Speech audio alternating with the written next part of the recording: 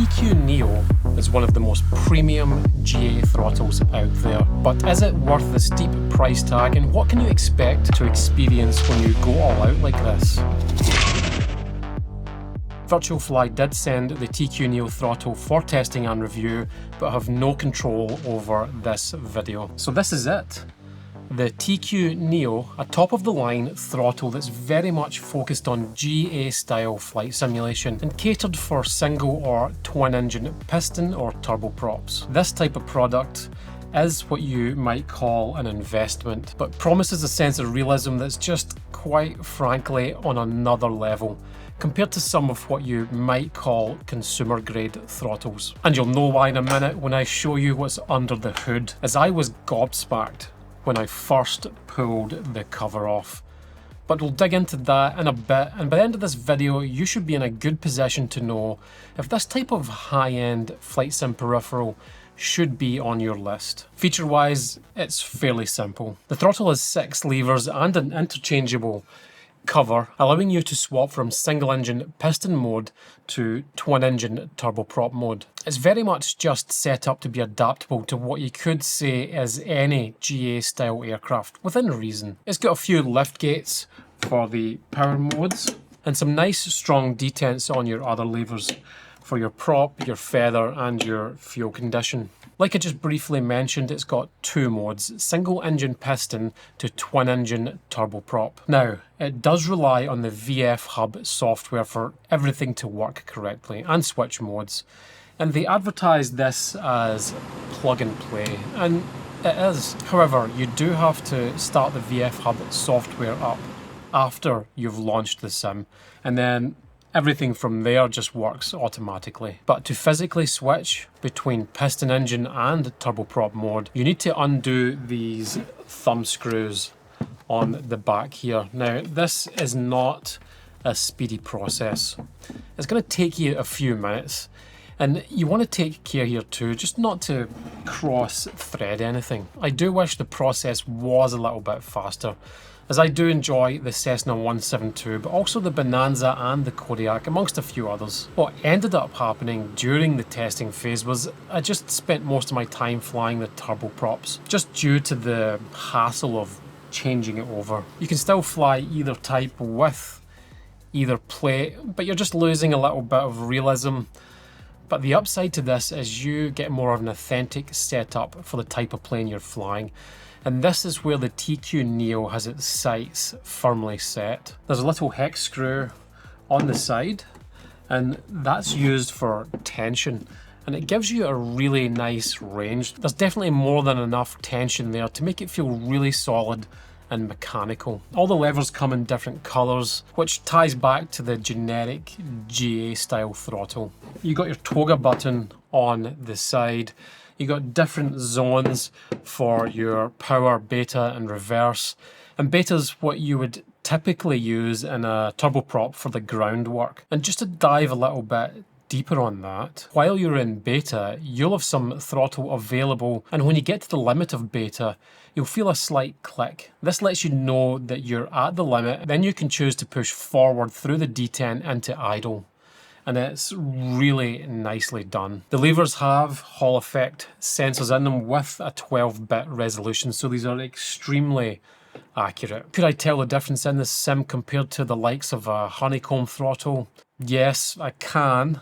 Is it to do with the sensors? Possibly. My bet is there's a combination of things going on here that just make it feel so accurate. But I'm just going to show you how buttery this looks in Microsoft Flight Simulator's sensitivity section, and it is smooth. Compatibility wise, you're looking at prepared, Microsoft Flight Simulator and X-Plane. Now, I did ask the question about Flight Simulator 2024, whether we're going to get day 1 access, and Virtualfly were confident they were going to have this.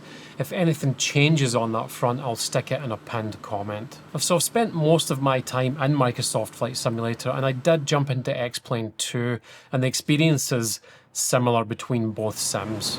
Although X-Plane did have me go through a calibration first, which was quick and easy, so nothing really to report there. It comes with a little mounting plate, which does screw to the bottom. It's really designed for a desk that's thicker than, I would say, about 17, 20 millimeters. I had an issue mounting this to my Flight Sim Pro just because of the plate is so thin and the clamp won't screw down enough, so it just doesn't have enough range. The remedy for that was just a block of wood on the underside, and that worked a treat. Overall, it's very simple in terms of what it can do. It's more about the way that it does it. But that's what we're going to talk about next. The things that set this apart from anything else I've ever tried. Just before we get to the build quality, I want to mention that right now we have a giveaway running to win a Virtual Fly Switcher Radios panel worth over $900 US. I'll leave a link in the description for the sign up, so check that out when you get a minute. Okay, back to the design and the build quality. And this is probably the most important part. This thing is an absolute work of art. From the moment that you pick it up, you feel the weight, the metal construction, then you reach for the throttle lever and I you not. I was expecting this to feel good, but nothing prepared me for the way that the throttle lever just glides, but with like a sense of weight and precision that I've never felt before. And all the other levers are just exactly the same. So that led me to think, what the hell have they got under the hood here?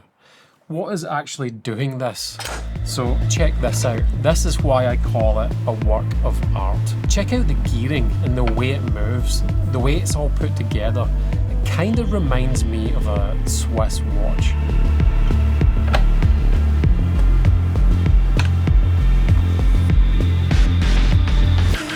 Alright, enough of the porn. Let's keep moving on. The throttle handles are a good size. And just for some context, here they are next to the honeycomb throttle handles. Just for a size comparison. The feeling and sound of the two lift gates is exceptional. Same goes with the clunk through the detent on the other levers. The cover is finished with some sort of like high-end matte painted finish. And as you can see here, the attention to detail and the finish of the entire throttle, it's immaculate. We talked about the mounting clamp a bit earlier. This too fits with the throttle in terms of build quality, using 5mm steel, so you get a sturdy connection to the desk. And it just screws up on the bottom or the rear of the unit and clamps onto a desk. There are also mounting holes on the back, which that clamp uses, or you can use these to bolt through and mount it. Now, I haven't mounted it using these, but my ultimate goal is to have this mounted to the face of my dash, just a little bit higher up than what you've probably seen in the video. So I'm super happy the option is there to mount it like that. The TQ throttle also mounts directly to the trims, and it mounts flush to create almost like a full panel. The full review of the trims is coming soon, but for now we'll just concentrate on the throttle. Just keep in mind here there may be a few shots in this video that show it connected to the trims. You might be able to tell that I get pretty excited about some of this stuff. But at the same time, let's be fully clear. All the positive things I've said here are absolutely expected. The price of 1,600 euros, that's about 1,700 USD. What they're asking for this demands everything I just spoke about. And this is one of these products, now I think I already said this, but it has to be viewed more as like an investment than anything else. Most simmers will be, you could say, priced out here. One question might be, do you even need something high-end like this to enjoy the sim? And I say, absolutely not. You can have great fun in the sim with something far more wallet-friendly. But I guess the main question here is, if you do spend the money, and I'll just reaffirm this, throttle was sent to me, but if you do spend the money, will your expectations be met? And that's a hard thing for me to say, as everyone's expectations will differ slightly.